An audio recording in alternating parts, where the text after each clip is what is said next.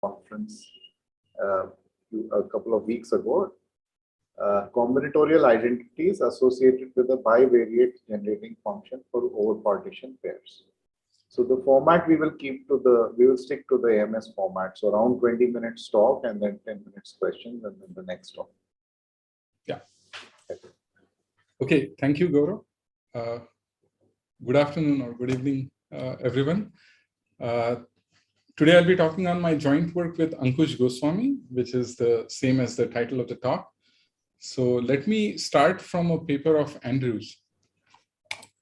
Let's see if this is working. Yeah. Oh, why is it not doing the...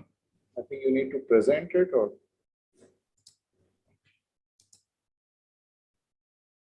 Oh. Yeah. Okay, that's fine. Yeah. So let me review some basics of partition theory. A partition of a number n is a non-increasing sequence of natural numbers which sum to n.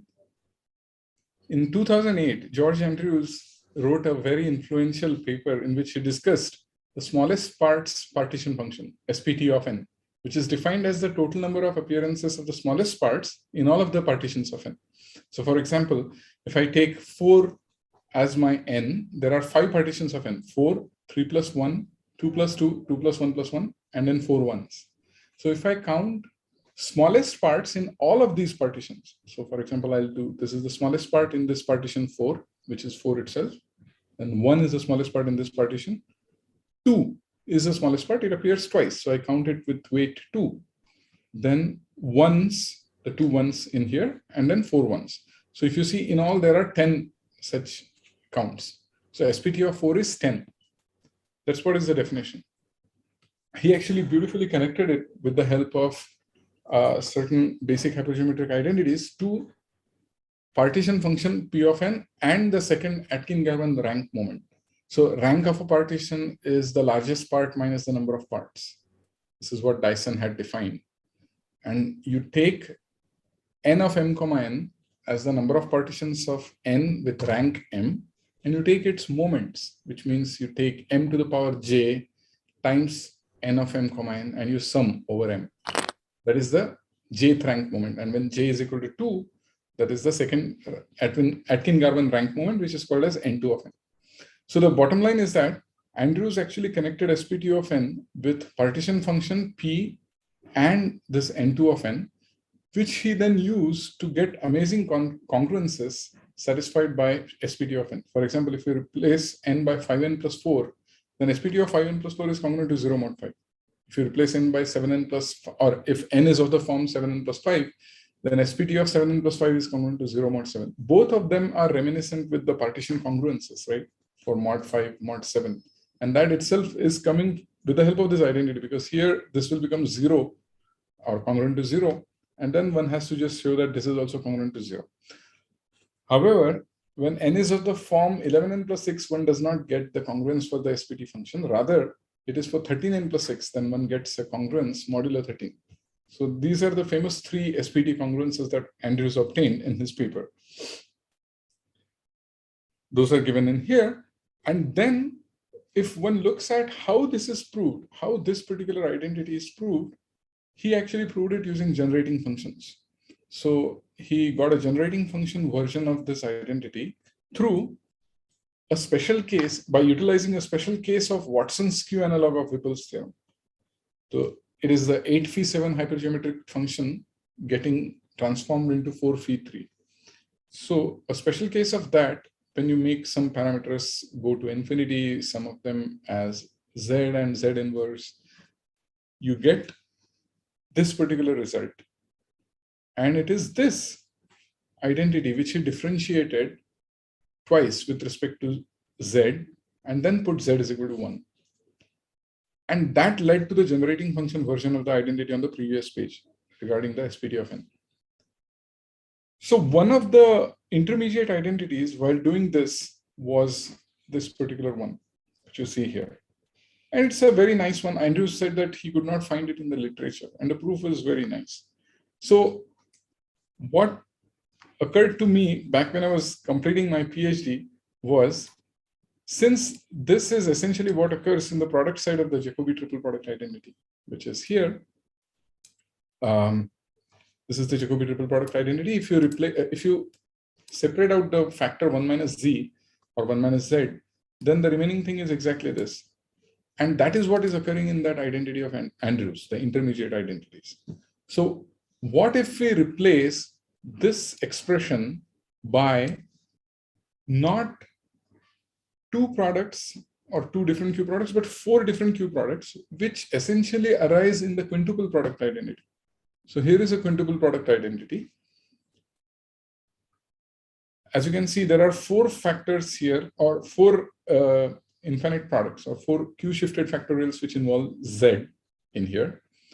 If I replace in here Z by Z root Q and Q by root Q, then you'll exactly get this, except for one factor, 1 minus 1 upon Z, and one factor here, 1 minus 1 upon Z square. So this is essentially what occurs in the quintuple product identity. So I asked myself, okay, can we play the same game that Andrews did? Like, can I take second derivative of the quintuple product identity and thereby get some result which is analogous to this one? So that's what I thought of back in 2012. And this was the identity that I got, but I did not know what to do with it. So it lay as it is for about 9 years until last year. My collaborator, Ankush Goswami, joined IIT Gandhinagar as a postdoc. So I gave this to him and I said that, okay, can we make use of this somehow? Because you see, this is sort of exactly mimicking what Andrews did. He had just one infinite series. We have sum of two. And maybe we can get a new SPT type function in this way. That was what my goal was. But I did not know where this would occur as a part of a transformation. Like if you see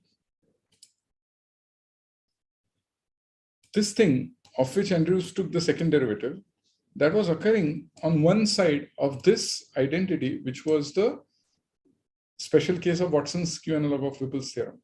So how does one see this Q product appearing in some transformation of which one can make a fruitful use of? That was what my question was. And Ankush had a brilliant idea. So Ankush wrote this particular product, or the four infinite products, in this particular way. And then he found that this thing does occur in a transformation which is coming as a special case of a transformation due to R.P. Agarwal. So that's how our project started. And then we decided to work further with it. So here is this identity that Ankush found out. So here is this product written now as quotient of two infinite products in the top and two infinite products in the bottom, rather than four infinite products written together. And this is equivalent to the previous one that I was looking at. I mean, in fact, this one. So then we were very happy. We decided to see how we could get an SPT type function from here. So by the way, just wanted to say that this thing in the proof, one requires this identity of Ramanujan, which is itself a beautiful identity. It was rediscovered by Basil Gordon. If you look at the corresponding one that Andrews had, it had a 2n plus 1, n square plus n over 2, and a minus 1 to the n in here. That was the Jacobi's identity for QQ sub infinity cube. But now, because it's this identity which is playing a role and it has two infinite products in here, it is bound to have two sums after logarithmically differentiating with respect to Q. So that explains why you have some of these two series in here, rather than just one series, which was this one in Andrews's case, and only one product, which was this one in Andrews's case. Okay, so we actually found a new identity which was more general than what I showed on the previous page. So this one is actually a generalization of this one. And it is also proved using a transformation of R.P. Agarwal, which I have on the next page. This is the transformation of 5-parameter identity, alpha, beta, gamma, delta, and then T.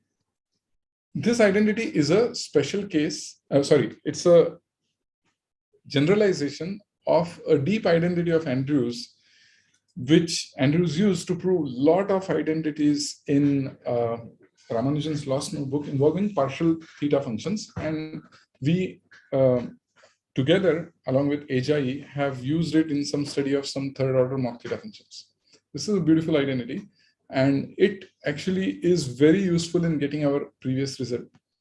We also noted that there are two identities due to Songheng Chen and Renrong Mao, which they had obtained recently in 2012 using some heavy machinery. Like there are some general transformations due to Songheng Chen in his PhD thesis, which are generalizations of certain identities of Atkin and Swinert and Dyer, which were used by Atkin and Garvan to prove their famous rank-crank PD. So those are employed in order to get this. But we came to know that, okay, this is easily deducible from our result. So one doesn't need to do a lot of work in order to get to these. Okay, so again, back to these analogs. So this was similar to the intermediate identity that Andrews used in his study of SPT function. And this is analogous to the identity, which is the special case of Watson's Q analog. So can we not get an SPT type function from this if we mimic the same thing? That is, we differentiate both sides with respect to z and then let z equal to 1 and use this one in the process. The answer is we do get an SPT type function, but it is something which has been already studied by Catherine Brinkman, Jeremy Loja, and Robert Osborne. So it is this identity, and the left-hand side is the generating function of that SPT type function that we were seeking. But you see, this identity is not very interesting as compared to the one that Andrews had found. The simple reason being, on the right-hand side, we have essentially a modular form, whereas the generating function of SPT type function is actually a weight 3/2 Mach modular form. So it is having some subtle transformation properties. Also, one can easily combinatorially interpret this left-hand side generating function. So this SPT function that we were trying to seek is nothing but this PP bar of n divided by 4. That is the number of over-partition pairs of n divided by 4. So let me go over the over-partition pairs concept. But, and was this the end of our project? No, we decided to work with these intermediate identities which were absent in the work of Brinkman, Loja, and Osborne, because they proceed in a completely different way. And so they do not need these two identities. So And so our goal was to use these identities to obtain some new combinatorially significant identities, which I will explain in the remainder of my talk. Okay, so let us go to the concept of over-partition pairs first. An over-partition pair, lambda comma mu of n, is a pair of over-partitions. Now, what is an over-partition? An over-partition is a construct where you consider the partitions of n and you overline the first or the last occurrence of a part. Okay, so you take two over-partitions and you form these over-partition pairs. And this is an over-partition pair of n in what aspect? The sum of all of the parts of lambda as well as that of mu is n. Then let L of lambda comma mu denote the largest part of the over-partition pairs, which means the maximum of the largest parts of lambda and of mu. N of pi, as usual, denotes the number of parts of a partition pi. And then there is this concept that Brinkman, Loja, and Osborne define, which is the rank of the over-partition pairs, which is defined as the largest part of the over-partition pair minus the number of parts in lambda minus the number of parts in mu. See, this is analogous to what we had for Dyson's rank, right? Largest part minus the number of parts. But here we have a over-partition pair. So we have, because it is a pair, we have number of parts of lambda, number of parts of mu subtracted from the largest part of the pair. And then there is, in addition, this function chi of lambda comma mu, which is defined to be 1 if the largest part of this pair is non-overline and is in mu, and in all other cases it is defined to be 0. So this is something that came in their paper. And then what you do is you have another function n of RSMN, which is denoting the number of over-partition pairs of n having rank m, this rank, the one that was there before. with two other conditions. R is the number of overlying parts in lambda plus the number of non-overlying parts in mu, and S is the number of parts in mu. So it's somewhat involved, but they defined this in such a way. I mean, the reason was that they could actually interpret these coefficients of this particular Q series. And it turns out that if I put D or E, one of them, to be Z to the power -2 and the other one to be its inverse, then I get exactly this in the top. And in the bottom, this is what I have. Minus Z to the power -2, and then it's reciprocal. So this is what will give me this in the bottom. So it's exactly then the series that was appearing in our transformation on the left-hand side. So we already know what the coefficients here are. Now our question was, can we actually get more information about these coefficients or of some other function which is related to this? And here is, again, the main identity that I showed you. I mean, the one which is analogous to the Andrews's one for, which is a special case of Q analog of Whipple's theorem. So this was the left-hand side of which we saw the combinatorial interpretation involving the coefficients n, r, s, m, n. On the right-hand side, you have these expressions of the form 1 minus x plus x square in the denominator. And from there, one is easily able to see that if I have 1 upon 1 minus x plus x square, that is nothing but a generating function for Chebyshev polynomial of the second kind evaluated at half. So if that is the case, then one can actually get a very nice result from here. In order to describe that result, I'm first going to define 6 intervals of the real line, which are intersecting with z, the intervals, the set of integers. So for example, I look at minus infinity to minus 3n, and I intersect that interval with the set of integers. That forms my interval I1, and similarly all these. And then I have 6 other intervals which have this form. And I'll see why one requires all these intervals. So what I do is, for any L in the set of integers, let omega sub L denote the pentagonal number, 3L square plus L over 2. Then the coefficient of Z raised to M and Q raised to N in not just this one, we already knew what it was. It's this times Q sub infinity. What will be the coefficient of Z raised to M, Q to the N in there? And that turns out to be this particular series, which looks complicated, but if my N itself is a pentagonal number, omega sub L, then this has very simple evaluation. It is nothing but 0 if M belongs to this interval I1 that I had on the previous page, or it is U sub 1 of 1/2. Again, this is the Chebyshev polynomial evaluated at 1/2. If M is in I2, and so on. So if you evaluate all of these, you'll see that the values are either 0 plus or minus 1. And if your N is of the form omega sub minus L, which means your N is again generalized pentagonal number, 3L square minus L over 2, then what is this particular series evaluating to?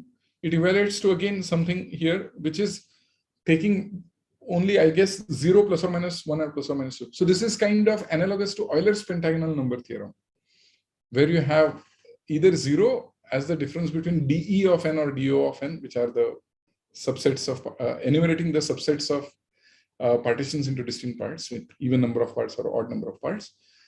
Either it is 0 or it is plus or minus 1. Okay.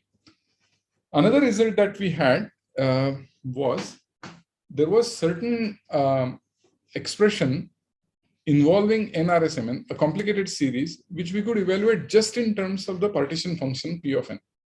So here is the result. So I'm defining A of n to be this finite sum involving the partition function P of n.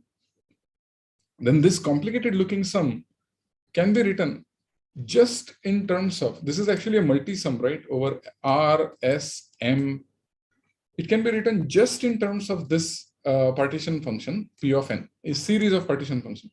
But this is, even though I have written it in the form minus infinity to infinity, it's really a finite series, because once your 2k square exceeds n, this is going to be just 0. So k takes only certain finitely many values. Okay, I would like to go briefly into the proof of this. So how do we do this? So if we recall the identity that we had as analog of Andrews's identity, this was exactly the right-hand side of it. Note that this is the stuff which is, this Q product is the stuff involving the quintuple product, essentially. And on the left-hand side, there was a symmetric sum in Z and Q, but which, due to the use of the combinatorial interpretation by Brinkman, Lauja, and Osborne, can be put in this form. So the idea is to take the fourth derivative on both sides of this identity. On this right-hand side, we use our result, which is using that identity of Ramanujan and Basil-Gordon that I showed on the right-hand side. And on the left-hand side, it's easy, right? When I differentiate this with respect to Z 4 times, I get m, m minus 1, m minus 2, m minus 3. Then I put Z is equal to 1, then this just vanishes. So, or sorry, not vanishes, it becomes 1. So that I will take care of later on.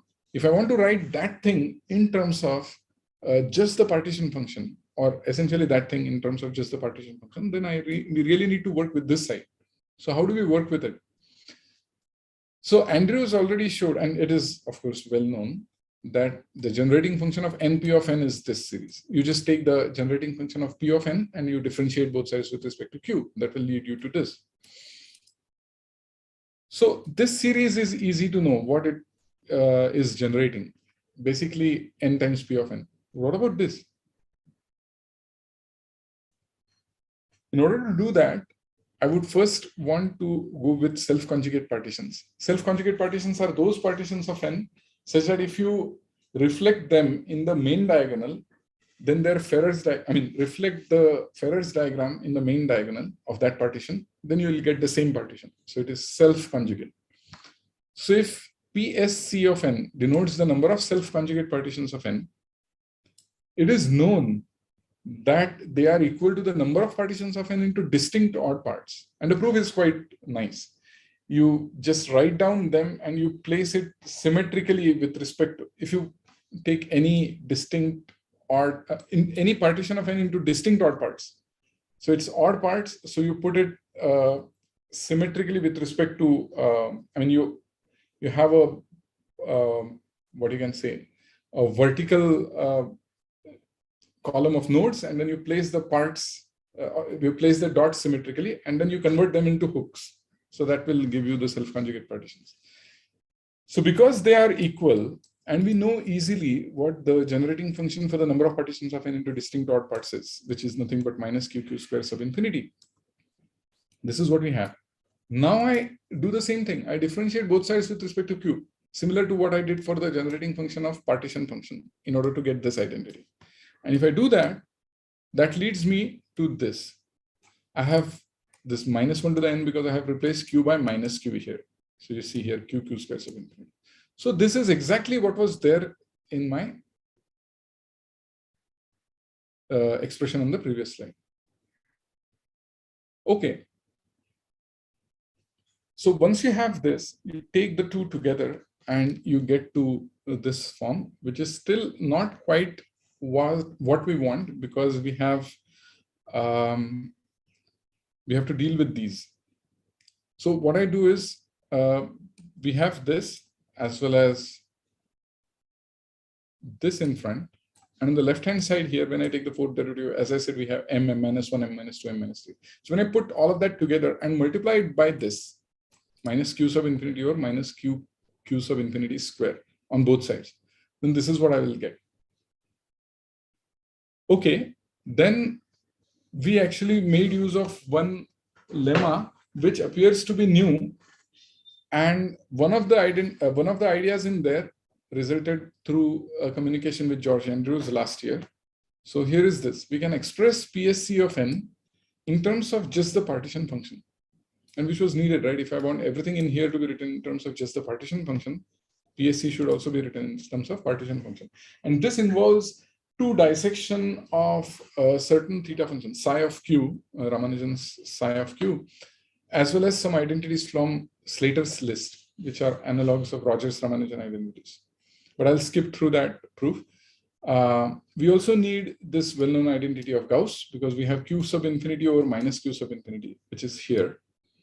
So now if I put everything together, this right-hand side turns out to be, oh, what happened? Sorry. Gaurav, do I have 5 minutes? I just wanted to make sure. Or can I take 5 minutes?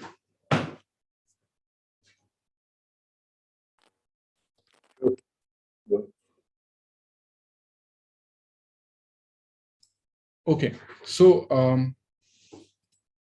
my God, what is happening? Yeah.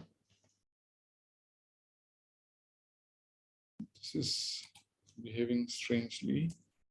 Let me see. Yeah. So this simplifies in here, and we have exactly now everything in terms of just the partition function. Now we turn again to the left-hand side before differentiation. As I said, this was what it was. This series, which was occurring in our identity, was this. You know that this is symmetric in terms of Z, and I mean, if I replace Z by Z inverse, this is symmetric, right? So here I replace Z by Z inverse, and I replace M by minus M as well, because M is running over all integers. So then we easily get this. And if that is the case, after differentiation, when I have this M minus 1, M minus 2, M minus 3, the ones involving M and M cube, all that will vanish because of exactly this property. And so you just get M square times M square minus 1, 11 out of here. And then you use the fact that minus q sub infinity or q sub infinity square, which was there on the left-hand side, that is nothing but the generating function of A of n, where A of n is this finite sum involving P of n. So that explains the left-hand side. And on the right-hand side, we have this. But now see, we have two copies of this. Take one of them as it is. In the other, you replace j by minus j. Okay, that won't change anything here, right? This will remain as it is. Just that j will go in that copy from minus infinity to minus 1. And then what about j equal to 0? That's exactly this one. If you put j equal to 0 in here, you'll see that you get exactly this one. So we get essentially minus infinity to infinity. And now we equate the coefficients of q raised to n on both sides. Okay, so I'll very briefly give two other results that we were able to find. So this right-hand side, we already knew what it gives us after the successive fourth derivative and letting z be equal to 1. On the left-hand side, we use this representation of Brinkman, Lovejoy, and Osborne. If we keep it as it is and then just differentiate here, then it leads us to this identity. Now here there is a double sum which looks quite complicated. However, it has a nice representation in terms of the Dedekind eta function and a certain theta function, which is a weight 7/2 series, theta series.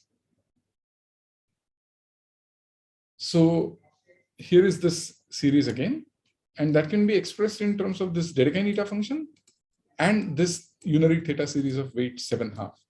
And we exactly know, due to a result of Shimura, how this theta series transforms.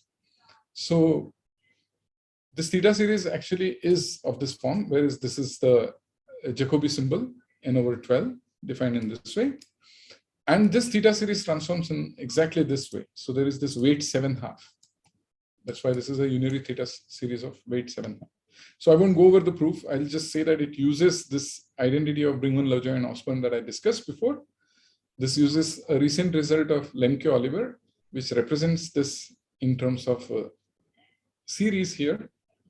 And it also uses the previous result that I had, meaning this one, because it's the same series which comes in there. Okay, I guess with that, I'll stop. Thank you. Okay, thank you, Atul. Any questions for the speaker?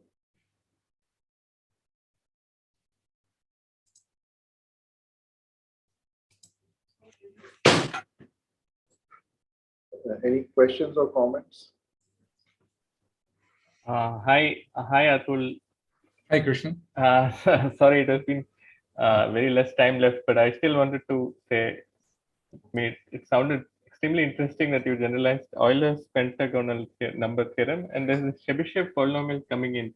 So, in Yeah, very brief bit, if you can say why it is 0, 1, or -1, that would make my day at least. because yeah, sure. So because these involve always the argument 1/2. I see. Okay.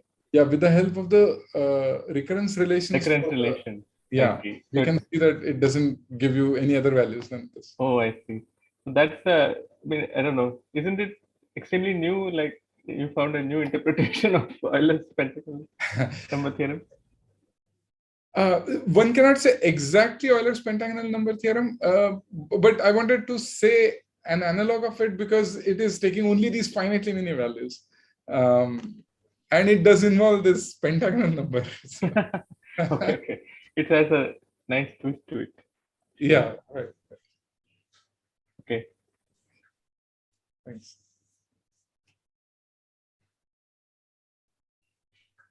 Okay, so I will stop sharing. Okay, so there's some complicated thing I have to do to, but I'll just maybe continue in the same stream. Is that okay? Sure. Yeah. Then later we'll figure out what to do. I had actually set up um, two separate streams and so on. Hopefully nobody is in there. Okay.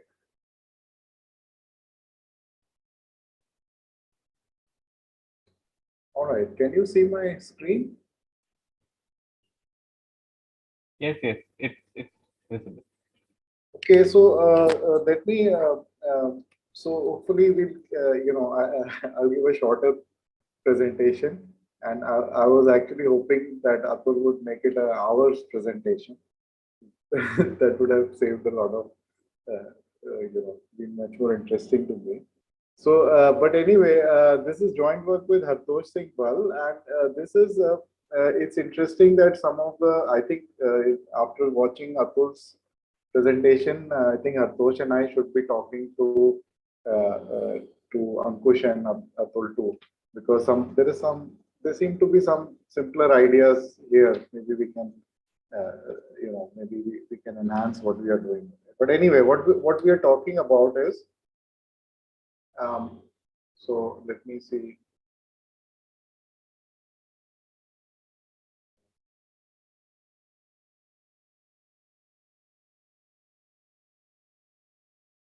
Some problem with the.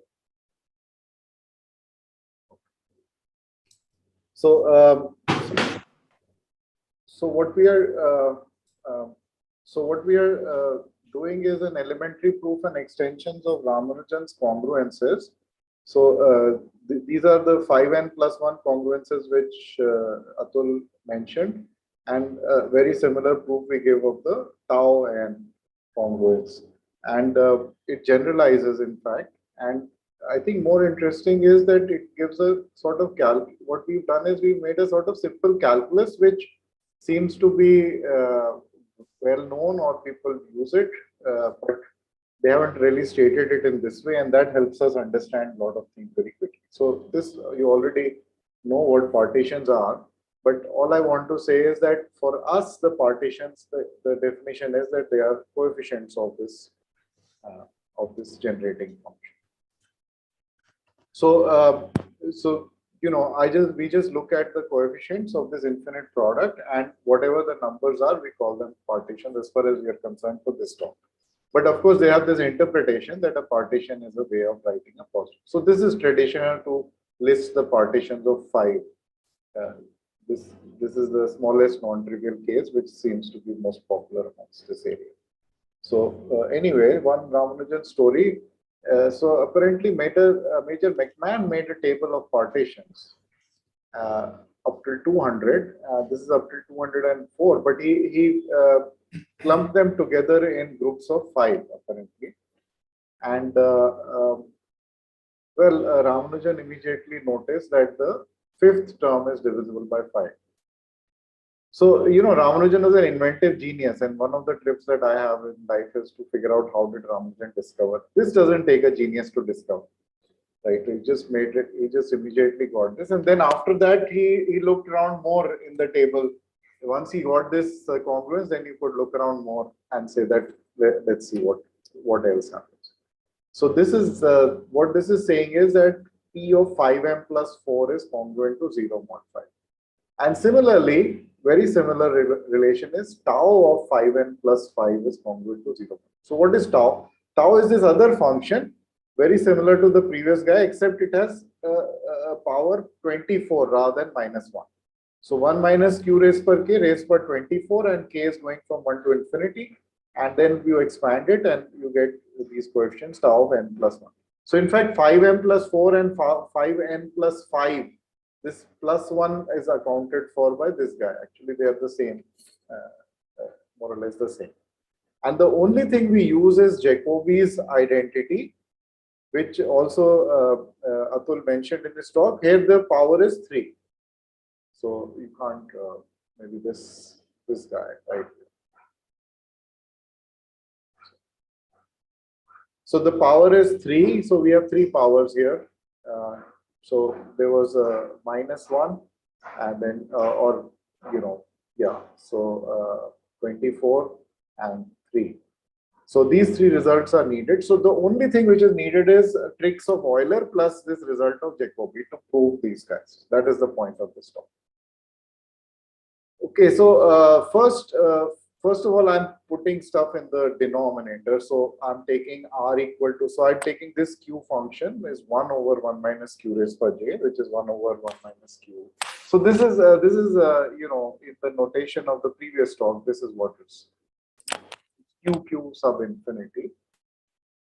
And if r is 1, so we are raising it to the power r, and whatever we get as the quotient, we call p sub r. Okay, so when r equal to 1, we get Pn. When r equal to -24, we get tau of n plus 1. And when r equal to -3, we get whatever we get from Jacobi. So at a triangular number, it's -1 raised per k to k plus 1 and 0 otherwise. So this is very similar to the Ramanujan result, which Atul picked. And when we talk afterwards, we can use whatever I'm showing immediately to get something from Ramanujan's identity. So that could be a piece we could talk about it. So what are the ideas required for the proof? So they're very simple proofs. So we are building a calculus. So first of all, I define what is called the series divisor. So if QQ is some power series, same as earlier, we define this quantity as the series divisor, and it's essentially the log derivative. So you take d by dq of this q, and you multiply by q, and then whatever you get, this chap, this is the series divisor. Okay, so this guy, whatever you get when you differentiate and you multiply by q, this is what you get. Okay, so this is just the coefficient of the log derivative of q.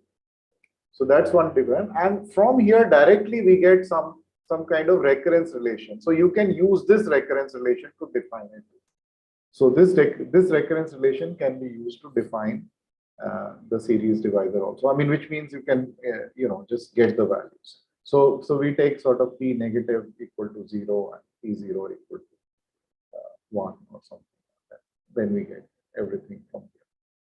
So all right. So now, first idea is very simple. The series divisor of a product of two series is the sum of series divisors. So this follows immediately. I mean, from taking. So log of a product, if you take two series A and B and you take the log and take the derivative, the coefficients will be the sum of the derivatives. So that's calculus 1. Then from this idea, we can just this much. We can find some simple ones. So this one just follows from the definition almost immediately. QQ is 1 minus Q, and if you take the log derivative, log of 1 minus q and take the derivative and multiply by q, what you get is 1 over 1 minus q minus q. And then you expand it as a series, and whatever you get over here, you get minus q, 1 plus q square plus 1. And you can see that you get all coefficients minus 1.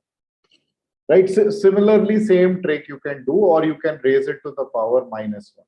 So I should mention that this r, I could do it with r equal to minus 1 and through a power rule also, but I mean, we can just define it. And similarly, if you replace q by q square, this is what happens. Everywhere the alternate terms become 0, and q by q cube then becomes 0, 0, 3, 0. Okay, so this is very simple. So now using the so we get some basic ones, and then you use this sum result. So what is the series divisor for 1 over 1 minus q, 1 minus q square, 1 minus q? So you write 1, 1, 1, 1, 1, whatever, plus 0, 2, 0, 2, then plus 0, 0, 3, and so on. So if you add up, you're going to get the sigma function, the sum of the divisors function. So that motivates the name series divisor, and then if you just add it up and we use it in that recurrence relation, we get this result due to so this recurrence relation.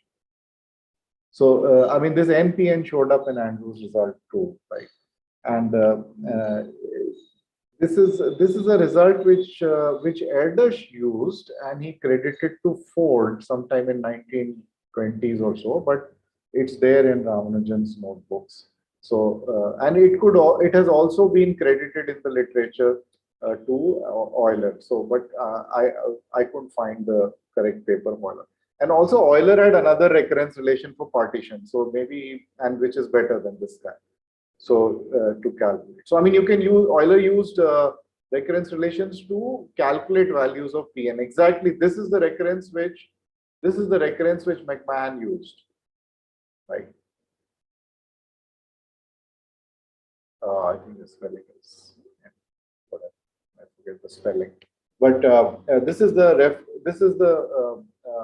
recurrence which McMahon used to generate his table.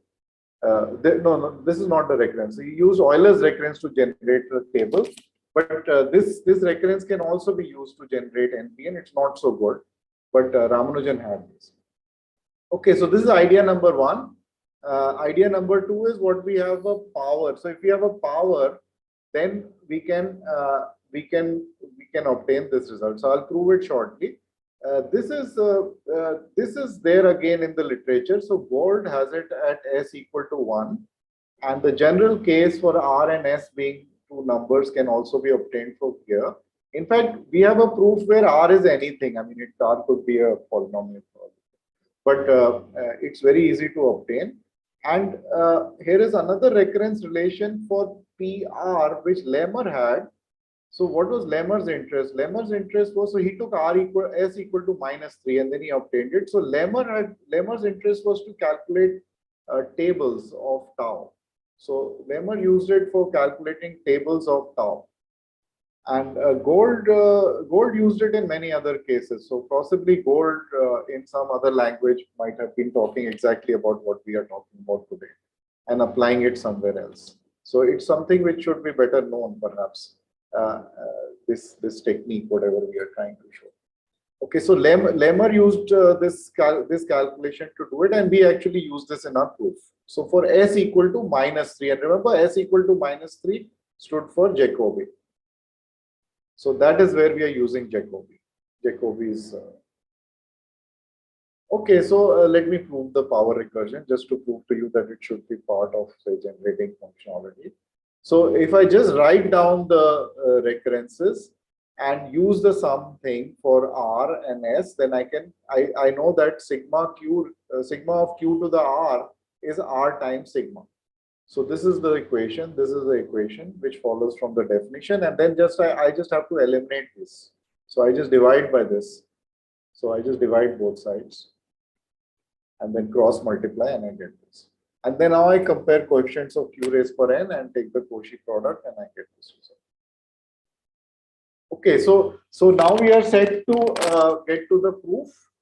So we've got this Lemmer's recurrence, and we are set for the proof of this. And in fact, what we will prove is more generally that PR of 5m plus 4 is congruent to 0 mod 5 if R is congruent to 1 mod 5.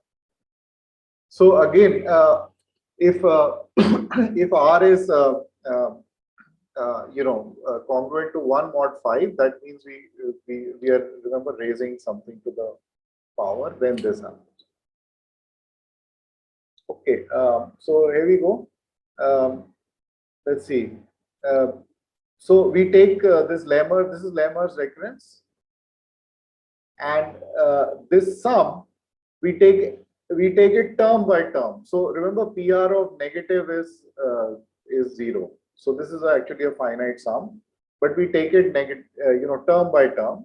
So if the index j is congruent to we just consider the cases j is congruent to 1, 2, 3, 4, 5 mod 5, and we try the basic case, and the basic case works out for m equal to 0. So the proof is by induction. So we first prove that PR4 is 0, congruent to 0 mod 5. So for m equal to 0, this works. So n equal to 4, so n is 5m plus 4. And if m is, we just have to take n to be relatively prime to m, so we can cancel this n eventually in the form. So j congruent to 4 and 5 mod 5, then you have some stuff here over here, but this stuff becomes PR of 5m plus 4 minus 5k. So by induction, this is congruent to 0 mod 5. So this is okay. When j is congruent to 3, then we have something here, but we have a 2r minus 2 term, and that is congruent to 0 if r is congruent to 1 mod 5. So that is where we get the r is congruent to 1 mod 5. This is where we get this term, and j is 2 and j is 3. Again, we have a 5 in the sum, and then that's 0 in any case. So in fact, one can look at other things. This r can be determined, so we can look at other 5m plus 4 or 5m plus 1 or 5m plus 2 and so on. So we looked at all of them, and we found conditions on r exactly like this from the same result. If r is congruent to 0 mod 5, then PR of 5m plus 1 is 0, PR of 5m plus 2 is 0. So let me emphasize, r can be a rational number. So the proof holds for rational numbers too. So it's not just, so we already proved it for r equal to 1 and minus 24 in one shot. So this was what we showed. This proves the Pn, P5n plus 4 and is congruent to tau of 5n plus 5 is congruent to 0 mod 5. So this proved this one, but there is it's embedded in an infinite family of such recurrences. So interestingly, when R is rational, very recently, Hengwat Chang and his student, no longer student, old brilliant student, Li Kuan Wang, these two guys, they have a very nice paper where they have considered many recurrences where R is rational. So many powers of the eta function where R is rational. So and we cover a few of their cases. So they have finite number of cases because they actually calculated and found a lot of things which are zero, which are congruent to 0, and they have finite number of cases. And we got an infinite family, and in fact we got another infinite family. This is a little easier to calculate. But if R is congruent to 0 mod 3, then PR of 3m plus k is congruent to 0 mod 3 for both k equal to 1 and 2. So this looks simpler result. Probably it has a much simpler proof. But this was quite simple proof. Okay, so as promised, it's a proof which involves just this result of Lemmer, which involves just when that S was -3, which is Jacobi, and otherwise it was just some easy simple tricks of generating functionology, which stones. Okay, so since I presented in the AMS meeting where everybody was, there were all the experts and partitions were there. So I want to make a broader point that when we look at, oops. Yeah, so what we were looking at is the generating function, which is in terms of uh, some powers of q, right? So there was a generating function which we had q, and what Ramanujan did was he connected with the sigma function to a recurrence.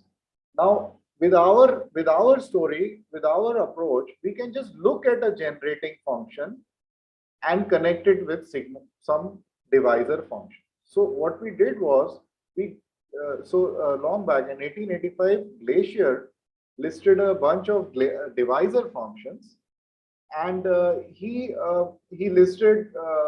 studied them.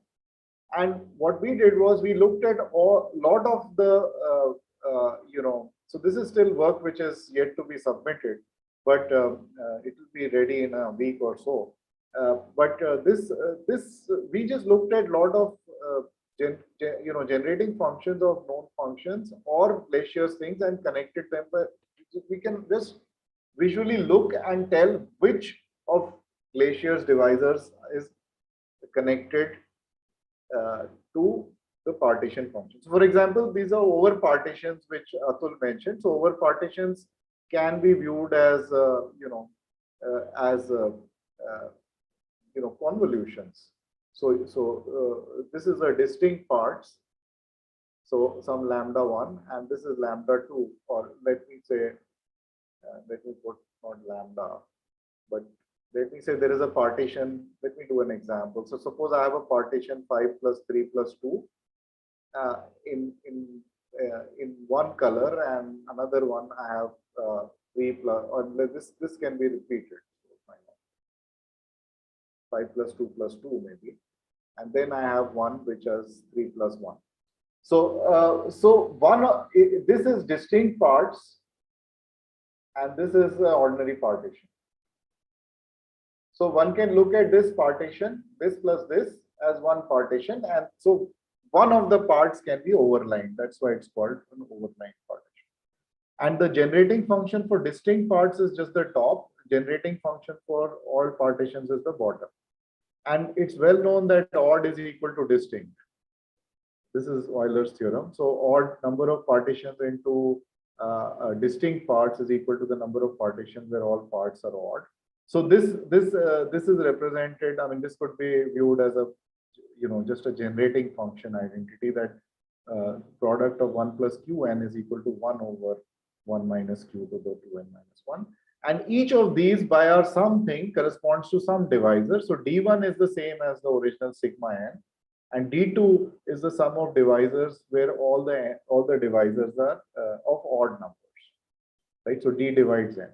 And in fact, d1 plus d2 is 2 times d4. This is also a Glacier function which Glacier considered. So where d divides n and n by d is odd. So it's very easy to see that these two are equal. And immediately after that, we just apply it into a recursion and we get a recurrence relation for over partition, just like Ramanujan Ford's recurrence relation for partitions. So Atul, I'm not sure whether this is new or not. Maybe we'll take your help with that. Yeah, I don't recall seeing it anywhere. So I mean, it's just like Ramanujan's Ford recurrence, and we're still doing the literature survey. It could well be known. I mean, it's so sweet and simple that it could be well known. And similarly, we get other results with some little bit more complicated. So this one will remind you of one of the results which Atul had, at least the sum. Right? There is a n minus I square, and you had a p, and I think you had a p, and I have over partition. Or you had a p bar also. No, it was p. Yeah. It was p. So I have a p bar, and this is connected with this same divisor function and so on. So that's what I was saying, that we should talk immediately after after this talk and get some ideas too. Right. So this is a sort of simpler version, same tricks, but we are focusing on a trick which which you saw, Atul just took it for granted. He just said, this is, this followed from log differentiation. He didn't. So it's very well known in our business, this kind of trick. But what we did was we looked into it and made a calculus, and then we saw that just by looking at it, one can say this partition function is related to that divisor function, and one can do it with any theta function and any identity like that, and just look at it visually and then get results relating these two kinds of functions. So okay, thank you. That's my talk, and I think I can stop sharing. And I caught up on time. So I hope you can. Thank you, Gaurav. Any questions for Gaurav? Hi, Gaurav. So this was, yeah, sweet and nice talk, and you had so much overlap. It seems I'm unable to understand, but with Atul, there might be a lot more. We are a lot closer friends than we thought. Right? So, yeah. But no, this proof of thing was quite interesting. It's completely based on the recurrence, right? So you do have some combinatorial interpretation for this recurrence. Which recurrence? Whatever recurrence you were using. Acha. Which? I mean, the several you were using, but this guy? no, the proof seems to be purely based on the recurrence that this NPRN business. Right. Yeah, that one. Yeah, so these are just powers of the eta function as far as we are concerned. Okay. And, so it's like a formal. Yeah. So yeah. But it gives the same kind of results that seem to be useful. And we have applied this kind of result in the previous case to find some congruences. So this doesn't seem to be helping in higher, like 7 and mod 7 and stuff like that. Not this recurrence. Not this. So they could in principle be other recurrence relations where we can get mod 7 and so on. So we only got these two, and we got a lot of. So we in our forthcoming paper we got a lot of recurrences for sigmas, not for not for the partition type function, but for the sigma type function. And I think a lot of the partition type functions, this shows that can be done a little bit easier than not require all the modular forms. Stuff. So but it's that also is not so difficult. Okay, thank you. Stop sharing. Okay, so I caught up on time, I guess.